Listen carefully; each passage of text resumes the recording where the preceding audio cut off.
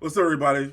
It's T Fields here, aka Thug Geek, here with the Fonzarelli, aka the Fonz, for BlerdSoup episode 11. Let's go ahead and jump in. What we got for the episode? What we got for this week's episode, Fonz? Well, I'm going to start out be a little selfish here and tell you guys that if you are a black simmer or just a simmer just like myself, do not forget that there is an update September 7th. That's Tuesday. Mm. For the Spa Day game pack, we are getting manicures, we are getting pedicures, we are getting face masks. It is the first in what will be multiple updates to game Wow. packs that were released in the first 2 to 3 years of The Sims 4.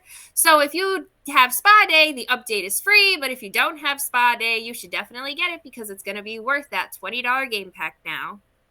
Hold on. So you motherfuckers are doing spa dates in fucking The Sims instead of in real life? That shit just Yeah. be Well, blowing my mind. Like, it just blows my mind with this shit. Oh, taking a spa day. No, like, go do a real spa day. Damn, it's down the street. What the fuck? see, I be doing real spa days, but the thing is the nails that are going to come with Spa Day, one of them is a set by costume content creator Ebonics, Mm. a black simmer herself, and the nails are really long. And I don't wear my nails super long in real life like that. And Yeah. so I'm obviously going to have my Sims wear those nails. So that's kind of like, and I don't really get pedicures very often. So it's kind of like a way for like my Sims to just kind of like treat themselves. And then you can build your own spa. Mm. And there's, So there's like, massage. so is there like a skill? I've never played this. I play Sim City. I've Yeah. never played The Sims itself. So is it like a? Do you guys level up at all in the game? Like what's like? How's it work? Yeah. So, Yes, people. I your confess. I never played The Sims, Sims. I played Sim City. I build shit and destroy shit. Damn it. But go ahead. I actually had a college friend who just got into Sim City by way Mm. of her boyfriend, and she loves it. But for The Sims, Yeah. you have a set of skills. Like there's cooking, there's logic, there's some other more like niche skills, like a guitar Mm. skill, a piano skill. With The Sims Spa Day, it comes with a wellness skill. Oh. So the more you practice, so the more you get massages, the more you get manicures and panicures, the more you do yoga, the more your Sims meditate, the higher their wellness skill will become. Mm. And there's major skills, which go up to skill level 10. And then there's minor skills, which go up to skill level 5. And that's your seance skill that came with the paranormal pack and your baking skill that came with get to work and Wow. your dancing skill. That is fucking interesting. So like, so what happens like when you max those out? Can you max those out at all, or? You can max those out. And then what happens is your sim just becomes an expert in that So then you start specific doing other thing. people's nails and shit, or no? Yes, you can. You I can do become the massager now. Yes, you can because the refresh comes with 3 new wellness aspirations. Mm. One where you find inner peace, one where you actually become a specialist so Oh, you can do nice. massages and manicures and pedicures.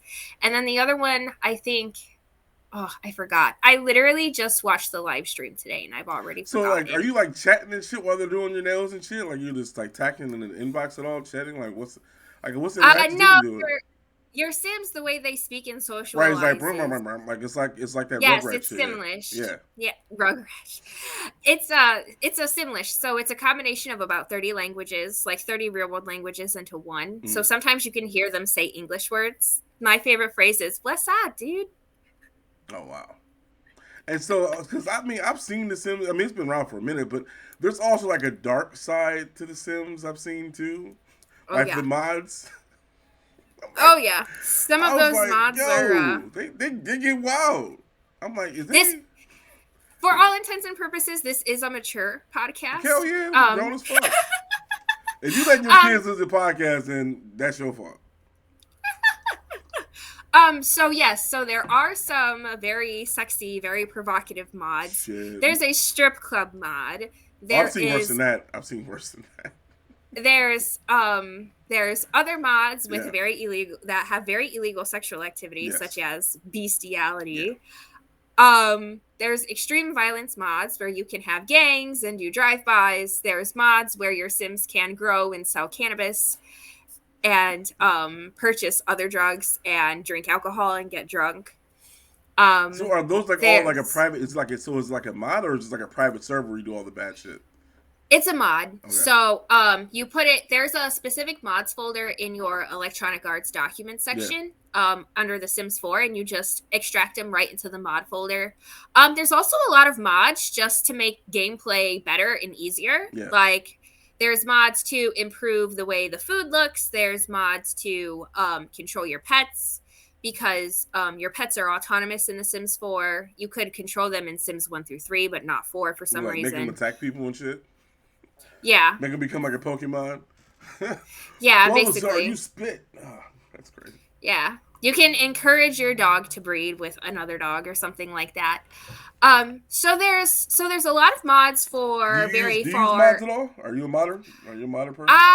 I love using mods, but since I've gotten you use the dark mods? That's the question I'm asking. Are you using the dark mods? Well, if I'm being honest with you, the only dark mod I've ever used is I've used the incest trait quite a bit. The fuck is incest? Oh. Yeah, the incest trait. Yes. Why is this becoming a porno now? I'm just, hey, you asked if I used any dark mods. So I mean, what does that trait do? Like outside what I'm thinking it does? It does exactly what you think it does, and then some. So, what made you use that mod? Question. I was I was actually like on my own before I started streaming, and I had my own my older laptop. I actually have a save on my older laptop that is a House Targaryen Legacy Challenge. Okay.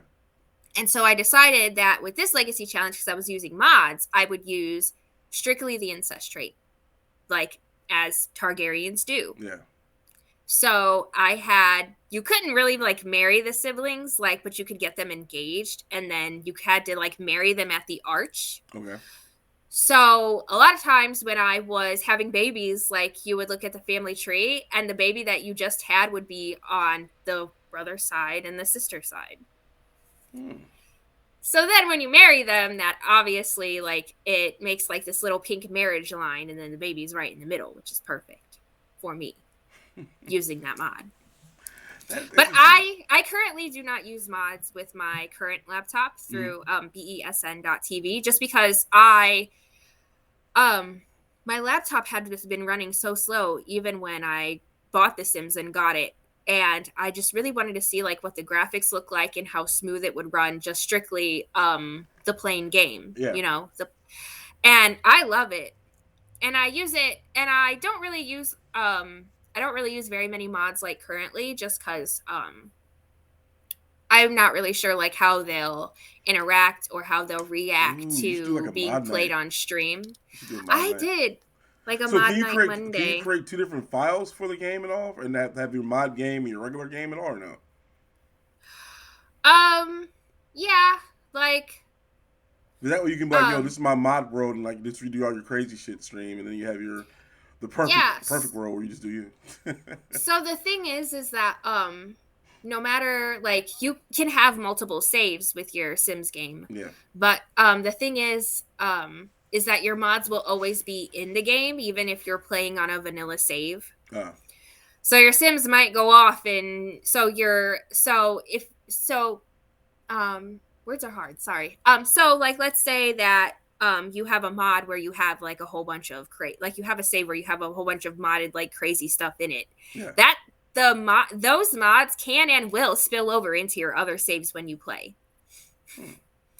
Like, if you have something turned on in one save, there's a good chance it might be turned on in another. So sometimes you kind of have to go in and kind of like pick and choose what you want for each save. Yeah. Yeah. So for me, I think the only mod that I have really used is MC Command Center, which is a command center type of mod that helps you control the weather. It helps you control pregnancies. It helps you control... okay, so how do you control a pregnancy? Explain that to me. So with the MC Command Center mod, you'll be able to click on a sim and go to the MC Command Center section. Like when you... or something? Yes, you can click Start Pregnancy.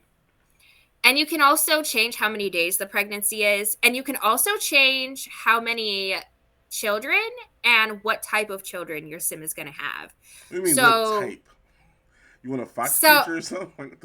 Well, kind of. You can pick how many male and how many female babies you want. Oh, Like if I they was, don't just have one kid; they have multiple kids. you can. You can have without mods, you can have up to triplets. Okay. But with a mod, you can have A whole family, a quadruplets. whole football team.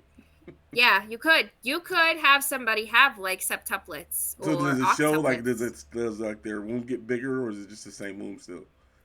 Their Like I feel like belly this is like gets a sim bigger. podcast, but like I said, I've never got into it. It was just one of those. Yeah. I Well, was their belly gets bigger at least. Like you can like it gets rounder. okay. And like, the third day is a pregnancy in The Sims is about 3 days, and so the third trimester comes and your sim is like walking with like The hand their to the side, back. right?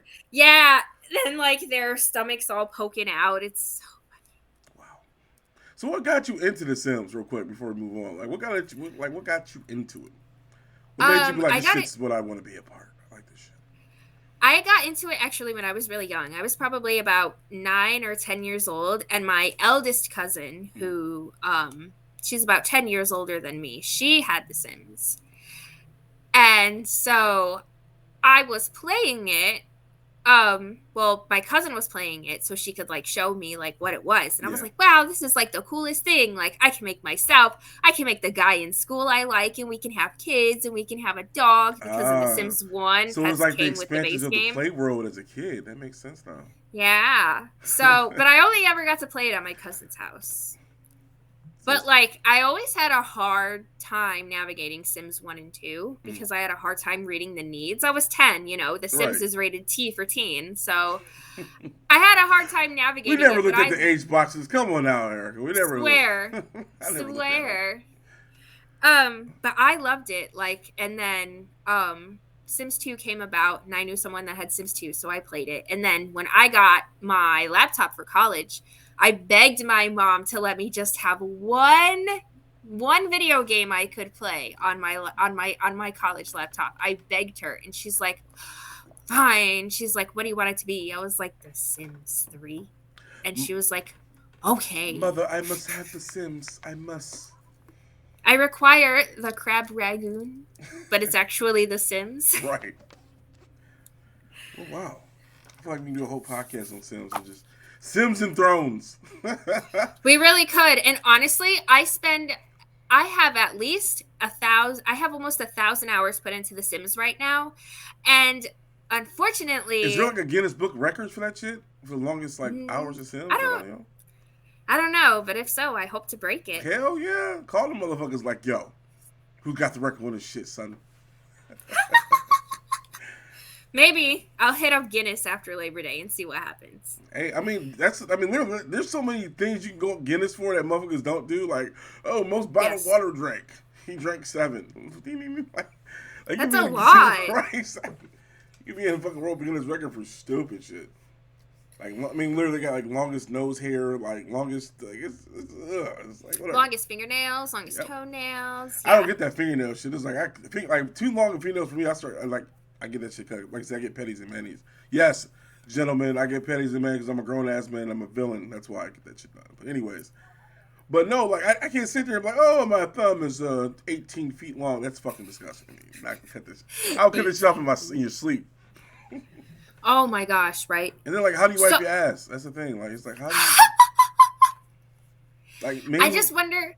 Like, even girls who just have, like, the longer kind of, like, stiletto nails that are kind of, like, yeah, I'm like, how do you wipe your ass? Like, how you doing it? How do you wipe your front? Like, I mean, how you doing I never ask that. I do. However, I do. Tim, you're so funny. I never asked that. I gotta know because you're definitely getting doodle in those nails. I'm just saying, like, it's I hope they're washing their hands afterwards. Exactly. Like, that's COVID hands right there to me, people. But I'm weak.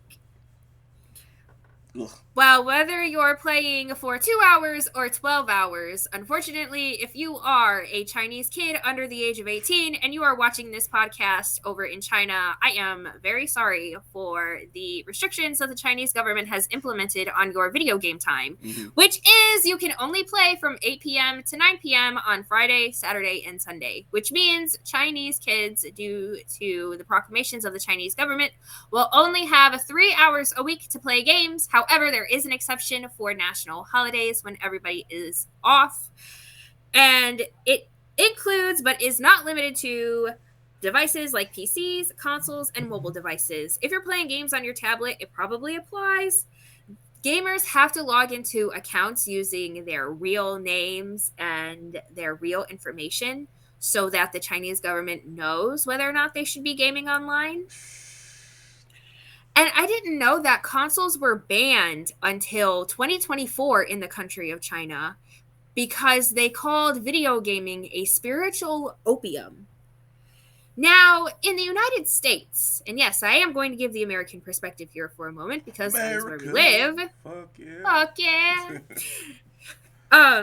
But in the United States, monitoring how often your kids play video games is often something that is left to every individual household and is categorized under the it is categorized under the subject of parenting. Yeah. So, but then again, China I hate to say this. I am interrupting. Has a very parenting government. It's communist country. They do what the fuck they want. But at the same time, it's like I hate to say it, but Chinese have a severe gaming issue. That's why they're doing that. Motherfuckers in China, we think we game over here. No, them motherfuckers game. And imagine you seeing your 9-year-old, 8-year-old son hey Nick, hey, it's been 13 hours. What the heck you going on? No. And so, you got to be, I'm not saying I'm a dictator or anything, but I'm I kind of understand we're little Timmy can't be playing for 62 hours and not doing anything else. It's so that's why I get why they're doing that. But at the same time, it's in America, it's my right to game. I can do whatever I want. But at the same, it is quite worrisome, though, in the sense of the esports industry in China is growing. It's ridiculous. It's not as big as Korea and shit, but it's big. They have 4 teams going to the 2021 League of Legends World Championships. 4 teams. That's, the most that Korea also has 4 teams going. Yeah. But that is so many compared to other regions that have maybe 2. North America has 3. Europe has 3. That just seems that's a lot. So my question is, though, is there so what happens if the kid breaks the rules? Is he going to jail? They have kid jails, juvenile. He's going to You're going to juvie, man. Well, the whole point of them actually logging on and then it's do you want just not create an account? Don't create an account. Yeah, that's true. Well, that's the other thing is that I'm not sure how their internet works there. Snitching? Somebody's got to be out here snitching. Little Timmy's out there gaming 3 hours a day, man. We got to get him. It wouldn't surprise me. 1v1 me, you bitch. 1v1 me. This literally, I have a lot of questions about this because it's well, they're worried about the social implications that gaming will have on Chinese society. And when people say social implications, I automatically go to how people are socializing with one another. How people are interacting with each other. That's what they're doing. Correct. So is China saying that they want their citizens to go out and socialize more? Is this their way of saying we want people to get out more? Because this is for people under the age of 18, but if they're trying to curb what could grow into an adult video game addiction, does gotta get my League of Legends in, man. Woo! Yeah, will this make video games more or less addictive for, kids when they come of age in China? When they're adults, will they be oh my gosh, I don't have to play video games for just an hour anymore. I can play them whenever I want. I worry about a mentality like that sometimes. That's a lot to. It's just what was the process in this? Okay, we're gonna give kids 3 hours a day, or is it 3 hours a week? It's 3 hours a week. So 1 hour on Friday, 1 hour on RPGs. Saturday. There goes RPGs. And 1 hour on Sunday. Yes, it takes me an hour sometimes to get across the map in Assassin's Creed. Right. And you imagine playing Final Fantasy and you have 3 hours a week to do it. Good luck. Yes. You'll beat that shit the following year. Dude, what? I finally beat Final Fantasy. How long did it take you? 3 years. I was only paying 3 hours a week. Also, imagine playing Skyrim and only having that time limit. You just finished creating your character the first weekend. Yeah, you created your first character in the first weekend.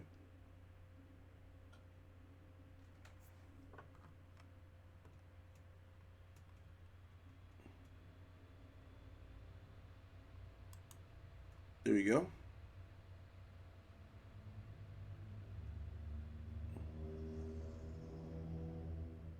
You got you coming back.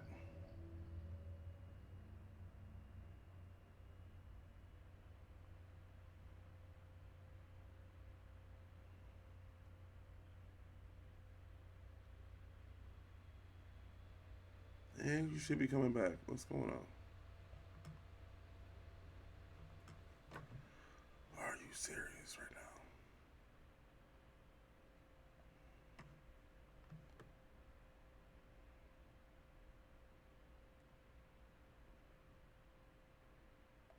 now? And you're back.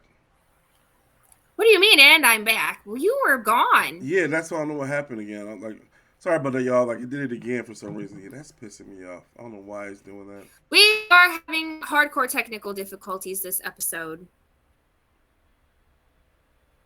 It's so weird. I wish. Are you land up real quick? Hey everybody, are you land up? Am I land up? Yeah, you plugged in Ethernet? No. Of course I'm not. The struggle. It really be my fault. It really be my fault sometimes, Tim. I'm sorry. Yeah, okay. That's right. Now I should be land up. Yeah, we're good. Yeah, we are definitely good. But yeah, continuing. Continuing on. So, yes, I also have a lot of questions about China. I mean, I just generally have a lot of questions about Chinese society. I've never been across the country. I don't have a US passport to go even to Canada or Mexico.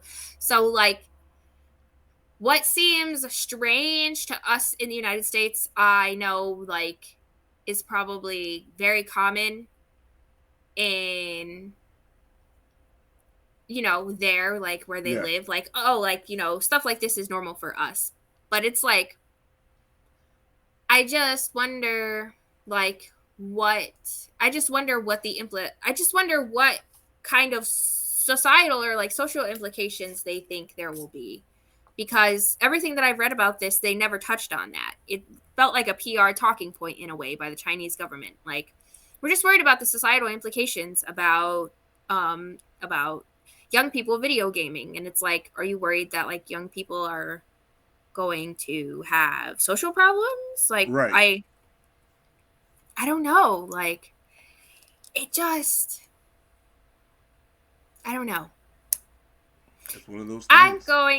It is really one of those things, but I wanted to share it with you all because it really was one of those things that, you know, it's, as an American, like, it's a child, like, you know, as an American, like, gamer, like, you know, being monitored on video games by my parents is very normalized. Like, you know, your parents will tell you, you know, a couple hours on the game and then you got to go do your homework or go to bed, you know, something like that. And so, like, but to do it for, like, an entire country, because everybody in that, you know, in an American household has different video gaming rules. Right. But to set that one set of rules for an entire country, I am simultaneously intrigued and baffled by the perceived lack of freedom. That's true. That makes perfect sense. Lack of freedom. But then again, that's China. I mean, I don't see Korea doing that shit anytime soon. Like, Korea did that shit, it'd be a wrap. And like I said, even though China has a budding esports industry, and even though that they are limiting the time for minors to be on games, they are indeed taking 4 teams to the 2021 World Championships for League of Legends, which we officially know are taking place in the very gorgeous country of Iceland. In what city? We don't know, but Reykjavik, the capital of Iceland, is a strong contender because the May Mid-Invitational was held there. Now, I've heard Iceland is beautiful. Yeah, it's warm. Iceland is hot, Greenland's cold. But so they say. so they say.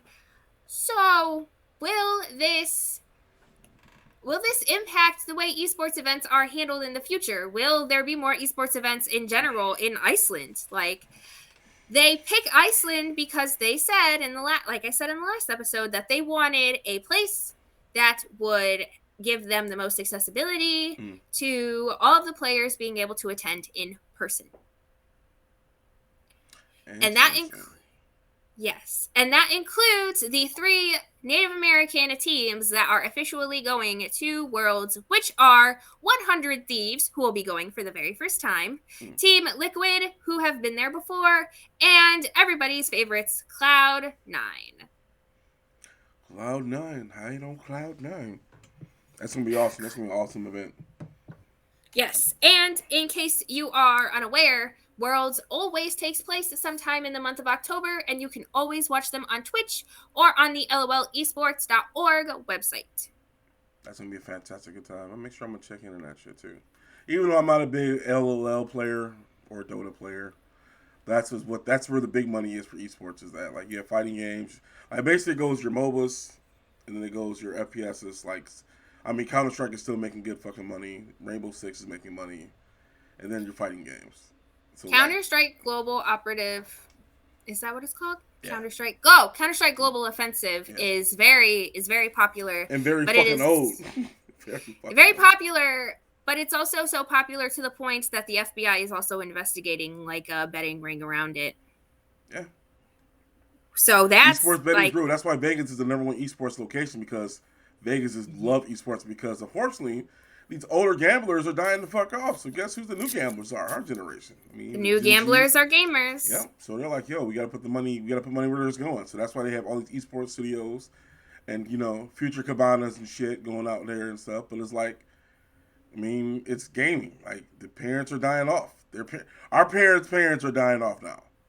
They're gone. They're not. There's no longer, oh, 7, let's go to Vegas and spend some money and win some money. Like, no, they're dead now. You gotta look at us. And even, like, for me, like, I'm only, just so we don't give our ages away, but just so everybody knows, there is 10 years between Tim and I. But I and my peers around us are in our late 20s. Thanks for giving my age out. I said late. Tim is actually 32. A lot of our parents are actually dying too, which is scary, because it's like, it's not just our parents now, but it's our parents' parents too, and it kind of just leaves us, like, a little bit alone in the world. So I find it strange that Vegas is like, wow, we really have to, like, change things up now. Exactly. And they're starting this in Las Vegas by having the esports team XSET and Dre Nightclub Inc. They're setting up gaming cabanas in the Dry Beach Club and the Dry Nightclub, both in Las Vegas. They're going to be XSET decorated and themed gaming cabanas with gaming consoles, screens, and state-of-the-art sound systems. The VIP cabanas will have an immersive gaming look and feel, which include gaming consoles and large LED screens, and the opportunity to hang out with XSET talent. So you'll be able to hang out with, if you have any favorite esports players at XSET, then you'll be able to hang with them. Gaming tournaments inside the Dre's venue, often hosted by XSET talented artists. XSET limited edition merchandise and accessory collaborations sold on the premises and online. XSET their friends and select artist parties inside Dre's. Fan fly-all-ways and VIP entrance for XSET contest winners, and a private gaming lounge for Dry's talent to hang out before and after shows. So they're really trying to, like, combine, like, nightclub and gaming with this. But I know you have lots of feelings about XSET and Dry's Nightclub doing something like this, because it sounds a little familiar to you, doesn't it? A little bit, because I've been doing that shit since 2012 in Atlanta. Oh, okay. Literally, I've been throwing gaming club parties literally since 2012. I've been throwing freaking launch parties since 2007. Like, this is what so for those who knows the other world of me, the one that got me in the game industry, Thug Geek, that's all I did was tournaments. I did tournaments and I did private events because I Oh, I said a shit ton of consoles. I still got a shit ton of consoles. I got over like freaking literally like 50 consoles and TVs and shit. So I would throw these parties at different bars and clubs, and everybody like date nights and stuff. And then I really got big with it before COVID fucked a lot of this stuff up. And I got real big with it in Atlanta. So like I literally did it every Thursday. The couples would come out, have a good time with their couples, and place each other in freaking Smash or Mario Kart, whatever the hell they were playing. So yeah, like it's like I'm the unsung villain and all this stuff. So when I saw that announcement, I'm just like, and it works because I literally made my career off of casual gamers more than pro gamers. Because so I'm gonna give you the difference. So pro gamers bitch and whine a lot. Yes, I'm gonna say it right up jump. Pro gamers are divas. They're like, oh my god, it's not this hurts, it's not this, say that. A casual gamer who's just like, yo, I just want I'm eating some ribs and playing some games with my girl or my friends. They don't give a shit. They just want to have a good fucking time. And so I saw that market then. I'm like, yo, like let's just cater to the casual gamers because they don't care. They're just in the moment. Pro gamers, man, if your checklist is fucked up off of one thing, it's a wrap. Oh, you don't have this style. Oh, you don't have this character. You don't have this. Oh, I play with that or this. And I get it. When you're playing professionally, you want the best tools, amazing. But you don't see like it's just a lot of bitching. And I mean, even now doing tournaments, there's always somebody. Oh, well, he was lagging. He was doing this and he was doing that. It's always. You either win or you don't. Like. Yeah, exactly. Thank you for saying that. And that's how I feel about it too. I'm like, yo, you just. Like, quit finding out excuses for saying that you suck. Mm-hmm. And that's the thing is like, yo, like if you suck, you suck. And, I mean, I suck. We all suck before. But it's like pro gamers will never acknowledge that because their egos are so big. I mean, I'm a former pro gamer, but like when your ego becomes that big and you're like, yo, and like, especially now because a lot of gamers, especially in the fighting game community, like they only play with the top player. Like they don't play like me growing up. I play with people I like to play with. So whether that was Hugo and shit like that, so winning a tournament with characters you're not supposed to win with felt fantastic to me because you're just playing with the person that you like playing. Nowadays, everybody's picking the same character, just got the best tool that does the best stuff, and that's it. So it's like for me, that's like taking the fun out of it. Yeah. It's like when you win a Smash tournament with like Samus, knowing that you should be winning with Samus, that's a great feeling. It's like, yo, I play with the fucking like mid-tier person that won the fucking tournament. Rather than like, because technically Third Strike saw all this shit too. But Third Strike, yeah, the tier list really got big, and basically to this day it's the same because there's no DLC updates for those games.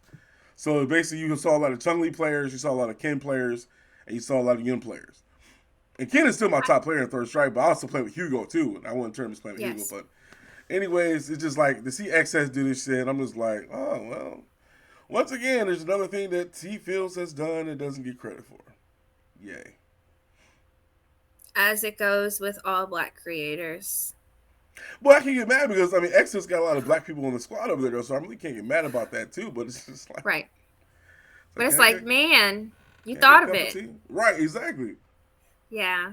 I understand completely, like, your frustrations with it. My thing is if I'm going to a Las Vegas nightclub, I don't want to play video games, you know? And I'm sure some people do. It might be good for people who are year-round residents in Las Vegas. It might be good for military people who are at the Las Vegas base to, get off and unwind. Maybe they can't have games like, where they live on base. Yeah. Military bases are gamers. I used to play with a shit ton of gamers on military bases. Oh, yeah. They're gamers. Like, when they ain't got to do that shit, they're trying to ease their mindset. So that's funny that you said. I like how you say that, too, because... Like when people do go to Vegas, it's like they're going to gambling or whatever they want to do. I mean, you living up all your vices, whether it's smoke weed legally, prostitution, or the hell you want to do. So at the same time, it's like I get what they're trying to do because it's the younger demographic of millennials that do game, and so it's like, but at the same time, it's like, are you really going to a big ass expensive Vegas place to play games? And on top of that, are you going to have enough consoles to do that? Because not everybody still has a PS5. Not everybody still has an Xbox Series X yet. And so to kind of make those things available, I mean, and then think about it too. Like if you're in a group setting, like you want to play a fucking 4-player game. You want all your friends to be included in that gameplay. Yeah. So like playing games like the new we're playing like Smash or Mario Kart or like PlayStation All Stars or the upcoming Nickelodeon game. Those will be fantastic for the esports thing, for the esports theme bars. Yes. But I said they need to make it more for the experience of esports instead of just making a gamer lounge. Because gamer I lounges are agree. everywhere. You got gamer lounges in fucking Cleveland. They're everywhere. I mean, shit. Yep. So like, it's all about that user experience from that. So I would do it more like, hey, guess what? League of Legends fucking events happen in October. That's when you want to target that shit for. Come stay over here, have a good time in a Yep. cabana, Yep. doing that shit. But then it's weird. It's weird because yeah. But good luck to him though. Good luck to him, guys. Like welcome to the process. Welcome to the process. Good luck to you. But I highly doubt I would go to Vegas and be like, let's get a gaming cabana. Yeah. Because you know why? Because I'm playing my fucking Switch.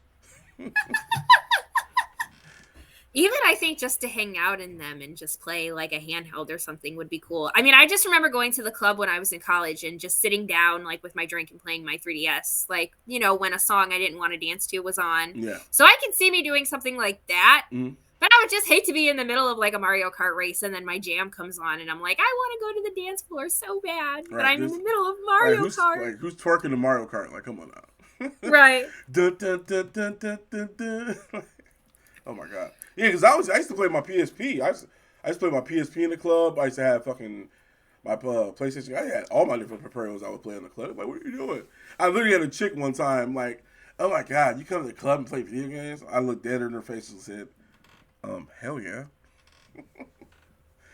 Like she was like so like angry at me for like being like relaxed.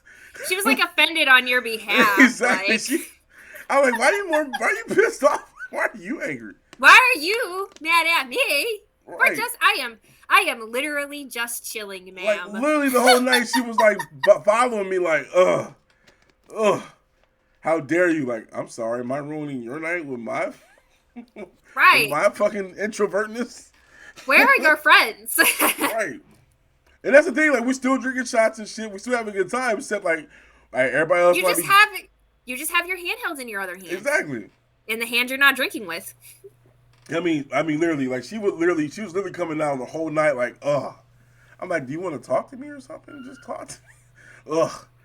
Like I just like literally fine. Like she literally had this look of disgustion, just like disgusting, like, ugh. I'm like, you gotta come over here. I don't even know who you are. Oh my gosh, and you didn't even know her. Right, that's the thing. Like it was at the spot here in back home. And like literally every Wednesday was like ladies' night and shit. So we just I was kicking with my homies just chilling and shit. And I'm on my PSP chilling. Yeah. Like they playing pool and shit. I'm just chilling as a club. And she literally walked by like, hello, who brings a video game console to a club? I'm just like, me. I don't give a fuck.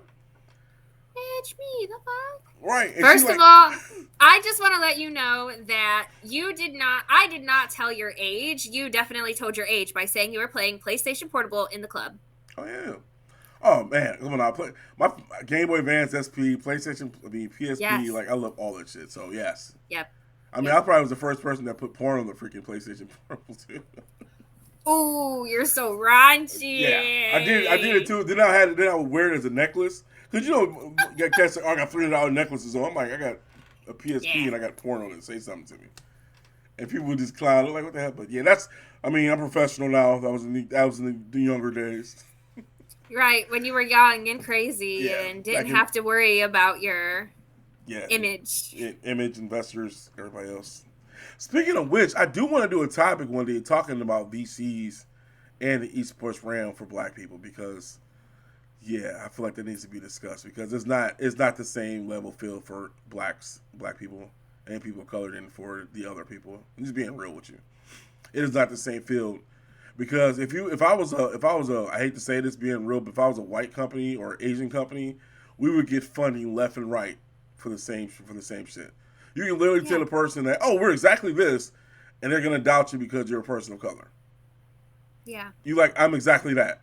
What's your business model? Exactly that. Well, how do you know it's gonna work? Because I'm exactly like that. Well, I'm like, dude, this ain't you want to invest in a black person. Just be real with me. Yeah. And I had to say it, sadly, those are the ones that control a lot of the money too. So, yes, just to let everybody know. We should definitely table that for a different episode because I think that is something we're talking about because it's not really something that I'm familiar with in general. I mean, that's true, and that's the same thing even when it comes to players. Like, think about it. Like, most of the predominantly black people that you know about either play, FGC or some Mm-hmm. FPSs. But they're still not Mm-hmm. making the same money as the Asian or white cats are making. Yes, And that's correct. fucked up. I mean, that's severely fucked up. Even when it comes to developing. I mean, it's the But reason why we're doing this, people. Like, it's a problem. yeah. It's a huge problem. But it's also why I said in my interview with Nerd Street Gamers in May, it's also why I don't subscribe to the belief that the 3 Native American teams that are going to Worlds are white and are just white and Asian. Yeah. Because I guarantee you that there are Black League players who are just as good, if not better than them. Right, and And but I it's just say getting the this because spotlight. I know one personally. Yep. I'm not saying me, but I do know a League player personally who could probably smoke them all 1v1, like, if such a thing is Woman, you possible. bitch! I'm sorry, man. Yes! I love that. I love that skin. That skin is fantastic. I'm champion. I'm champion. But yeah, that's the thing. It's just like I hate to say this, but it's like a lot of us person of color growing up, we ain't got the fucking resources like that to do shit. It's like, yo, like imagine being that person, right? You became great with these limited ass resources, but you can't get to that next level because you don't have the resource for it or the recognition. Like, and that fucking sucks, man. I hate that feeling of like you being awesome and you can't become awesomer because of that. I mean, I'm not awesome as a name, but like, but then again, you got you let be a white guy, have a shitty business plan. But, it's gonna make $1 million. I believe in you, Scott. Here's $1 million. Good luck with it. Not Scott. Right. Hey, Scotty doesn't know. Scotty doesn't fucking know. But I'm just saying, like, it's there. And it's like even like today, like, I mean, I'm on Crunchbase, all different stuff from a business perspective. I'm like, I see VC money gets thrown left and right. I mean, I hate to say it, but even the deals that we got was a fucking headache. Like, you know how many times I had to prove that you can do it. I'm doing exactly like that. Well, prove that you can do it. I'm like, but unless, and I hate to say this, but if I would have went the nonprofit route, which one company did do, then we would have got shit ton of money because they feel sorry for Negroes. They feel sorry for us, so a nonprofit, they'll gladly be like, oh, we'll give you money for that, but it makes them look good by saying that they help. But if you're a private company like we are, then they're like, well, why don't you just prove your business model and just work hard and do it yourself? I'm like, get out of here. So yes, ladies and gentlemen, if you ever want to start a company, do nonprofit, beg for money, they'll hook you up.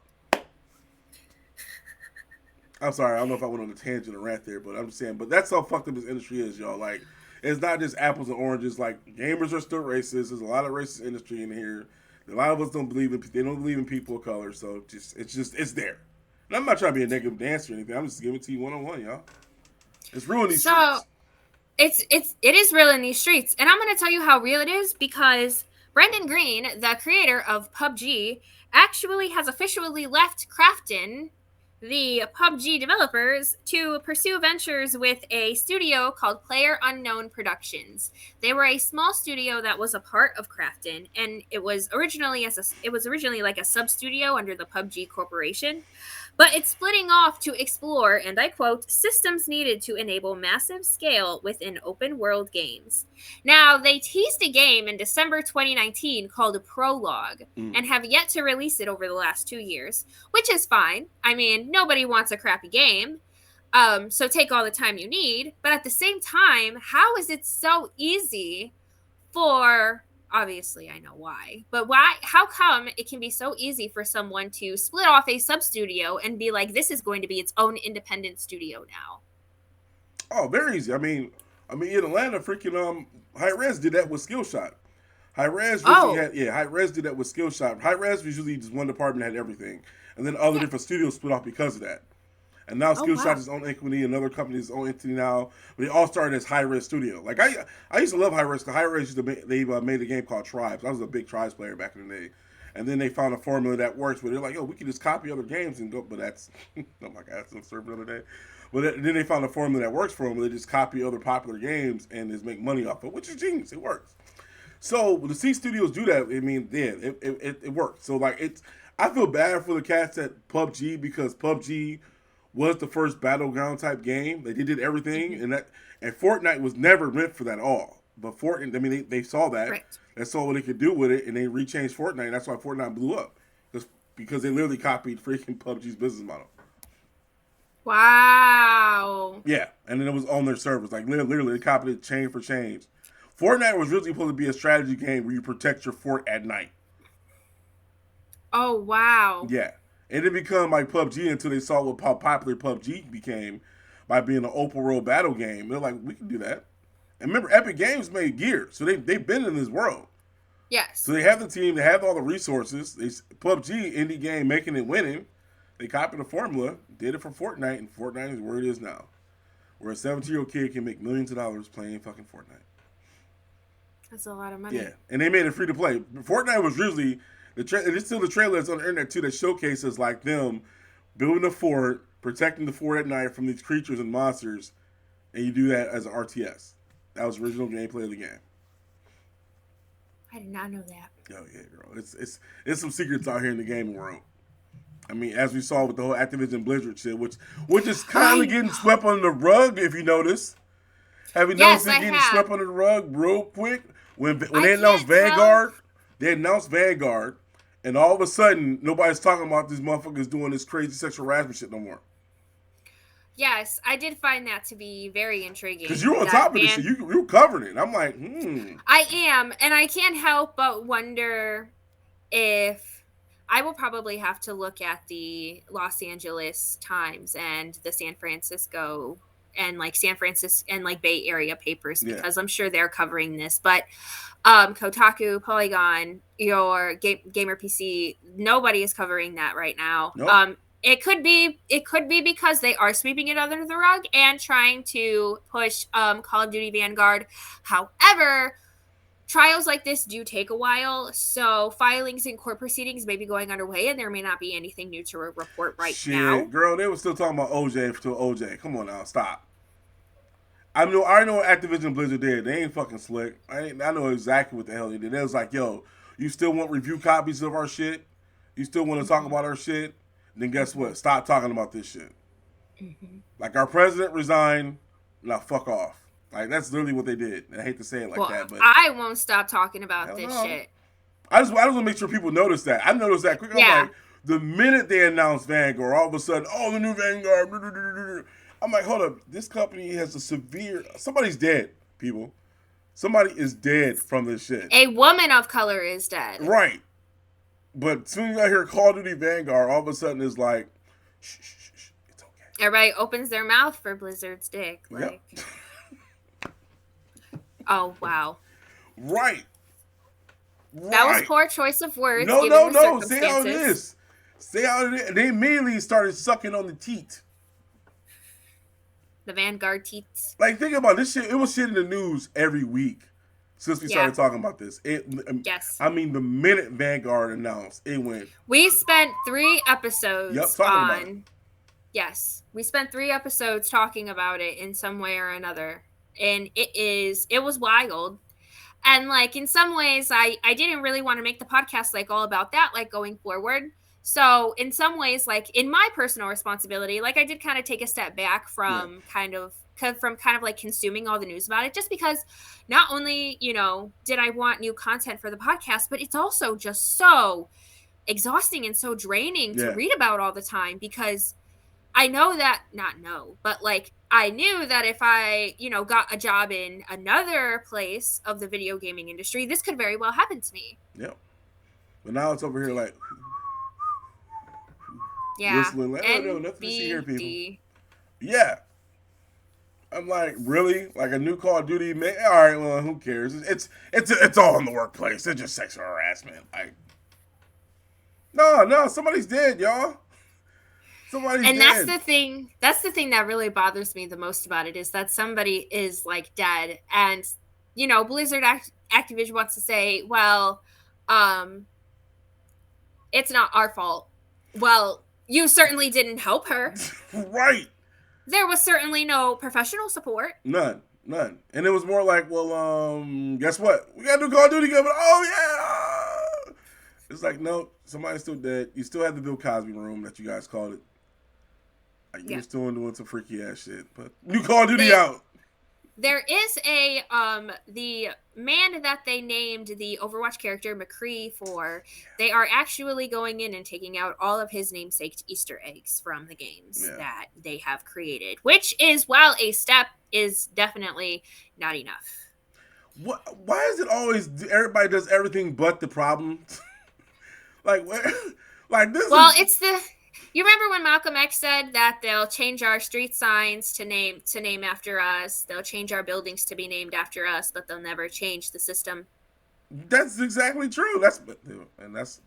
I love that man. That man is awesome. The more and more I keep reading about him, the more and more I keep doing research about him, the more I'm just like, yeah, there'll never be another man like this because nobody just wants to be that reach. Nobody wants that reach like that. Agreed. Motherfuckers got bills now. And they want to make sure they can pay their bills. Like nobody, like he went through some shit, y'all. And Yeah. Malcolm X went through some shit to put out what he. I mean, super intelligent man, like super intelligent, fantastic, brilliant. And that's why I'm kind of at the same approach when it comes to this. Like I'm not taking no handshake about shit. I'm like, no, like we need this to Yep. do this. Yep. Like no cookie cutter about the shit. I want more kids. I want a black kid. Like it was. As a matter of fact, I'm gonna give a story real quick. It was Yes. back in early summer. I was working with Pharaoh's Conclave, and they asked me to be a guest on their for one of the things that we're doing, Yeah. and like some because they're asking like how to be a pro gamer and stuff, and I was going over my history, what I've done and stuff, and it was one black kid, and it still hits me to today. He was just like, well, like you could tell in his face, he's like, well, I'm not that good at games, but like I want to make games, and I'm like, yo, I saw, I'm like, yo, like that's the best thing to do. Like, and I started going, I'm like, yo, you'll make more money than the program doing this, and like his eyes lit up. He's like, really? I'm like, yeah, man. I'm like, start now, start doing this, this, and this, and like to see him like get all super excited to be like finally somebody recognized. I don't have to. You could like this. see him sponging the information you're giving him. Exactly, and he was just like, oh, I don't have to be a pro gamer to be in game. I'm like, no, make games. No. He's like, I can make games. Like, I want to make games. He's like, yeah, do this, this. He's like, oh my god, and this, like this, it's the confirmation where people, somebody acknowledging Yes. like you don't have to do that no more. And I feel like the more you start doing that, young people. Yeah. I think a lot of young people have that misconception that in order to be a part of the video game industry, they have to be a professional gamer first. But you know, being a professional gamer is great and all, but I mean, it's not going to help, it's not going to help get games made. It's not going to help games get marketed and advertised. Right. It's not going to help a business run.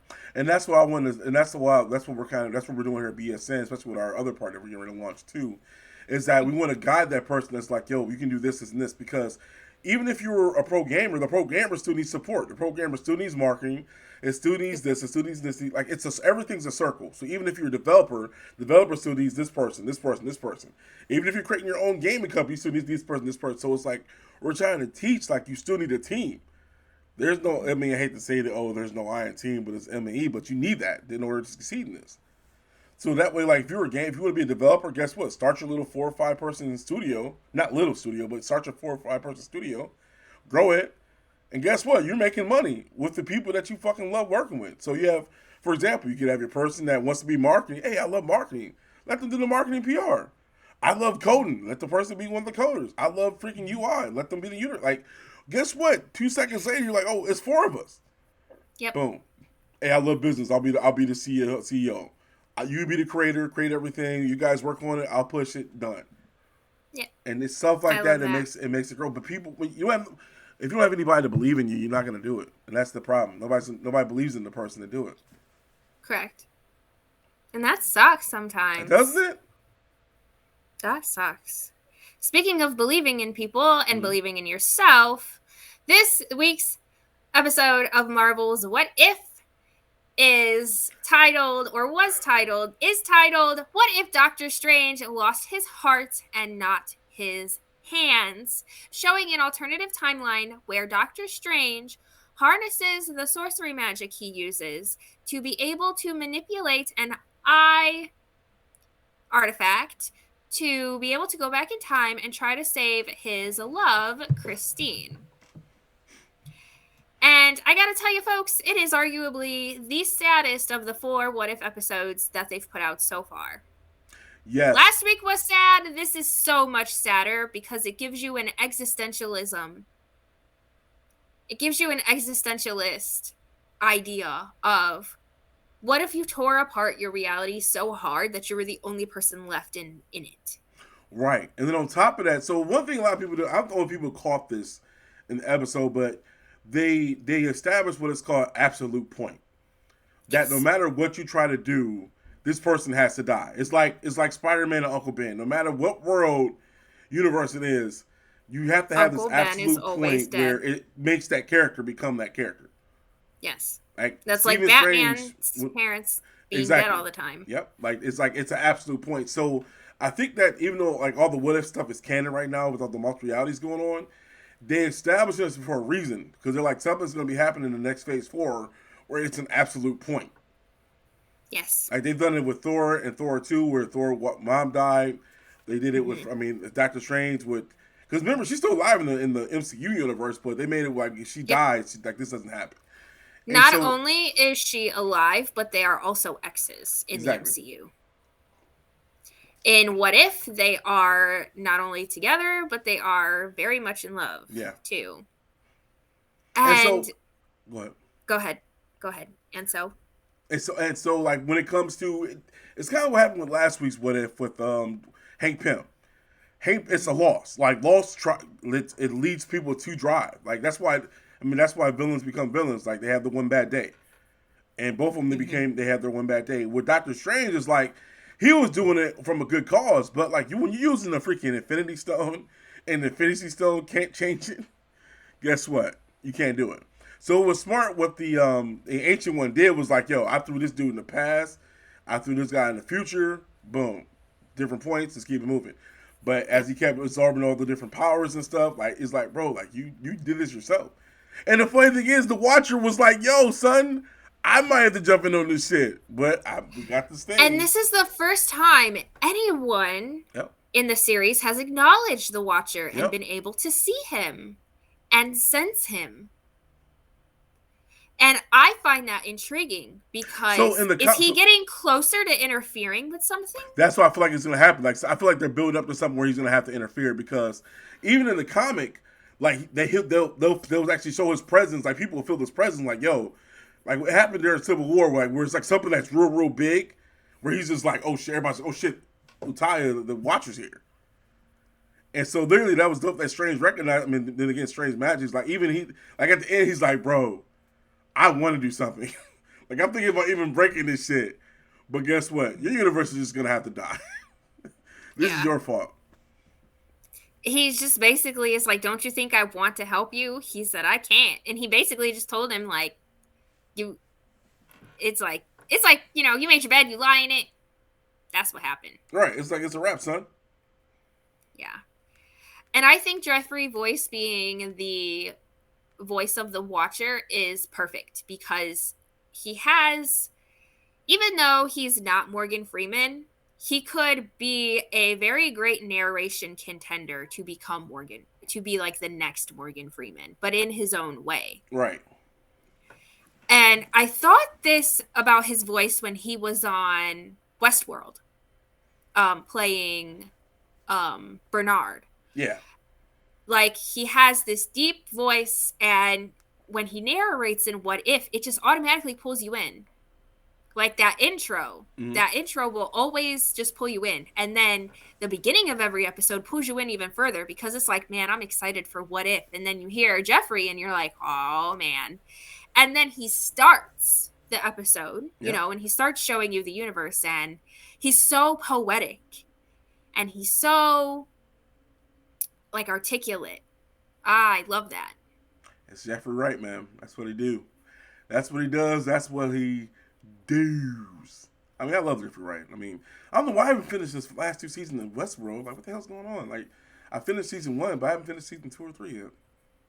Season 2 is pretty good. Season 3 is okay because they're like in the outside world doing stuff. Yeah, I don't know why it's top. And the thing is a great show. I mean, especially based on what the book gave him. Because the book is not that long. I mean, like everything they're doing, I'm like, yeah, like because I read the book years ago. Yes, people, I do read books. Tim is a good reader. Yeah. Tim, if you want a reading recommendation, please email Tim at tim@besn.tv and he will give you one. Yes. Because this dude reads way more than I do, and I wish I read more. I think people probably just based upon the conversations they have would be like, oh, he doesn't read. Like, no, I read a lot. Yeah. I'm the one that's cozy up with a good book and a hot chocolate and some hot cocoa. I feel like you post a cover of a book on social media every couple of weeks, like Yeah, new read, So I'm like, man, like he reading, and so I'm trying to get like you now, I'm trying to read more again, and keep that. So I'm gonna start. I think I'm gonna start doing that this weekend too, along with cleaning my house. But speaking of Marvel, the last thing we are going to talk about today and the last thing we have for you is that this weekend you need to go see Shang-Chi and the Legend of the Ten Rings. It is the first time that Marvel and the Marvel Cinematic Universe is going to have an Asian superhero on the silver screen.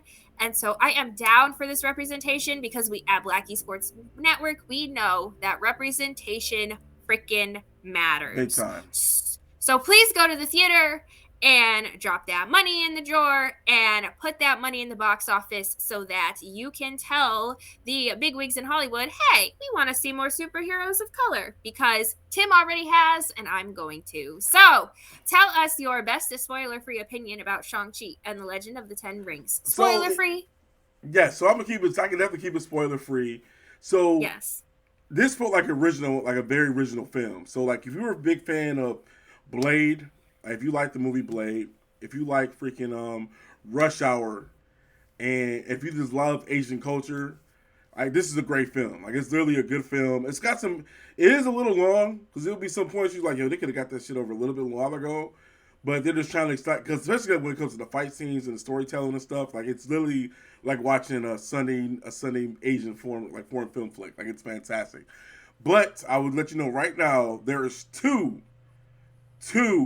after the credit ending. So do not leave the freaking theater. There's two of them. So is there one after like the superhero end credits, like the Yep. fancy end credits, There's one and then after the there's there's one one after after the the there's one after the rolling movie, credits? and then there's one after the credits. Okay. So and they're key, and you see what they're set. You'll see what they're setting up. Because this starts off phase 4. Shang Okay. Chi starts off phase 4, and you know exactly what they're gonna start doing with phase 4. Correct. Yeah. I know exactly what they're going to start doing with phase 4. Um so does that make the Black Widow movie that came out in May kind of like a phase 3.5? No, for all so Black Widow was literally just her official own movie. Like Black Widow takes place after Civil War, Oh, yeah, it literally takes place after Civil War and leads right into the Infinity War. okay. That was the whole purpose of That's Black Widow. actually really good to know. Yeah. Yeah. Yeah, it has Okay. nothing to do with anything that's after all that stuff. It's literally after this is what happened after Civil War. It goes to Mhm. this, and then it goes right into Infinity War. Now I have a question for you. Go for it. Is it best to watch the Marvel movies in release date order or chronological order? Chronological order. And so, matter of fact, it's actually a guy that's actually making a super cut, and I'll keep you guys posted on that, where he's combining every. It's going to be like a 3-day film. He's really edited to where it combines all the films and each point plus the little end credit stuff and the whole fucking movie. He's doing it for like just a fan thing. So yeah, they actually have a list of everything that you want to watch in order. But like it's like the Mm-hmm. first three, it's like the first three movies that come out, which is like Iron Man, Incredible Hulk, and Thor, and then you start actually technically you watch Captain Captain America America first, first. and then you go to Iron Which Man. This which I'm fine with because I've seen like 75% of Captain America. yeah. A lot of the Marvel movies, okay. So, yes, I am a DC gal, so I can really count the number of Marvel movies I've seen on both hands. However, I am getting into Marvel now. As you can see, we've literally been talking about What If since it started. Um, so I'm leaning more towards kind of watching them all now just because I am kind of getting more into the multiverse of things. And I think that's kind of what I was waiting for with Marvel. I was like, nah, I'm more into like the multiverse kind of like side of Marvel and like the alternate universes. So I think that's why I'm so into What If Yeah. and why I really liked Loki because it Mm. was like the start of that. But now I feel compelled to kind of start at the beginning and kind of work my way up, especially like with T'Challa gone. I didn't really get to see him in the other movies. Yeah. I just saw him in Black Panther. Um so I really kind of did think about that. So I'll keep you guys posted on what I decide. Yeah, because he's definitely in. He's in Civil War. Civil War starts a story. Black Panther Yes. finishes a story, and then you have Yes. Infinity War Endgame. Those are all the Yep. movies at the end. Then on top of the voiceover work for What If. Yeah. We will see him 3 more times in What If, so be aware, and if you're not watching, you should. Right. Embrace it. Embrace it. But other than Watch that, though, What y'all, If make sure you and guys keep us everything posted. We have anything else we got to discuss this week? Are we good? nope, just watch What If and make sure you go see Shang Chi and the Legend of the Ten Rings because it comes out this weekend.